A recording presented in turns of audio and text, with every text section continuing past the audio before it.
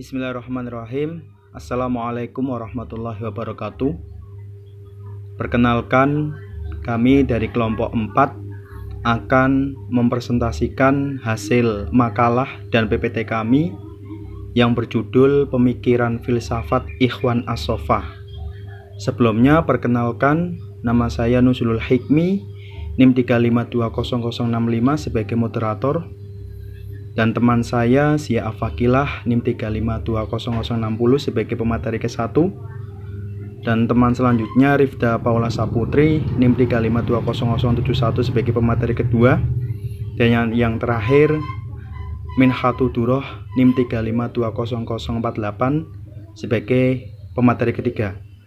Langsung saja kita ke pemateri 1 yang akan disampaikan oleh Mbak Zia Afakilah. Kepada Mbak Zia Afakilah kami persilahkan. Terima kasih. Definisi Ikhwan As-Shofah. Ikhwan As-Shofah adalah perkumpulan para mujtahid dalam bidang filsafat yang lebih banyak memperhatikan bidang pendidikan. Perkumpulan ini berkembang pada akhir abad kedua Hijriah di kota Basrah, Irak. Sesuai dengan namanya, Ikhwan As-Shofah berarti persaudaraan yang suci dan bersih. Organisasi ini antara lain mengajarkan tentang dasar agama Islam yang memperkokoh ukhuwah Islamiyah dengan sikap pandangan bahwa iman seorang muslim tidak sempurna kecuali jika ia mencintai saudaranya seperti mencintai dirinya sendiri.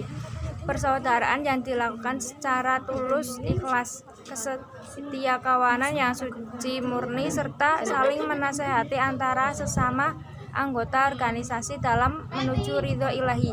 Sebagai sebuah organisasi, mereka memiliki semangat dakwah yang tablik, yang militen terhadap orang lain.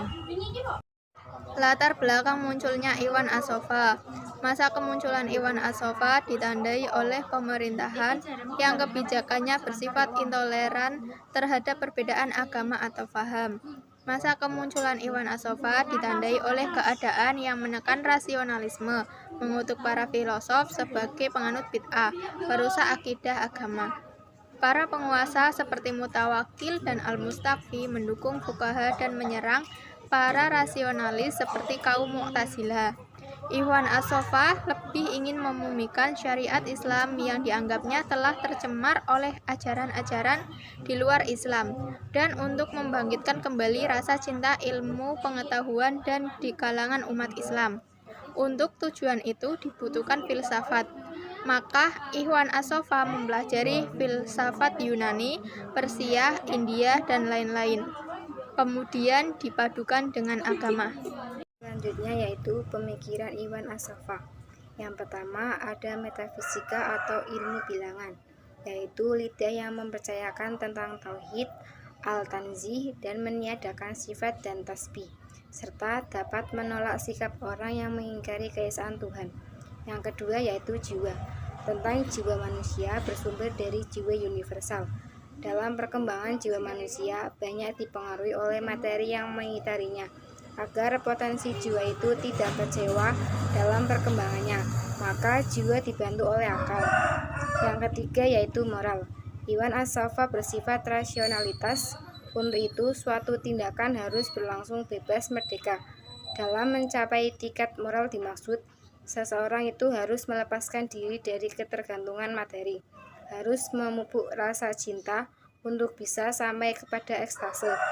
Percaya tanpa usaha, mengetahui tanpa berbuat adalah sia-sia. Selanjutnya, kesimpulan bahwa Ikhwan As-Shofah adalah perkumpulan para mujtahidin dalam bidang filsafat yang lebih banyak memperhatikan bidang pendidikan. Perkumpulan ini berkembang pada akhir abad kedua Hijriah di kota Basrah, Irak. Sesuai dengan namanya, Ikhwan As-Shofah berarti persaudaraan yang suci dan bersih. Organisasi ini antara lain mengajarkan tentang dasar-dasar agama Islam yang memperkokoh ukhuwah Islamiyah dengan sikap pandangan bahwa iman seorang muslim tidak sempurna kecuali jika ia mencintai saudaranya seperti mencintai dirinya sendiri.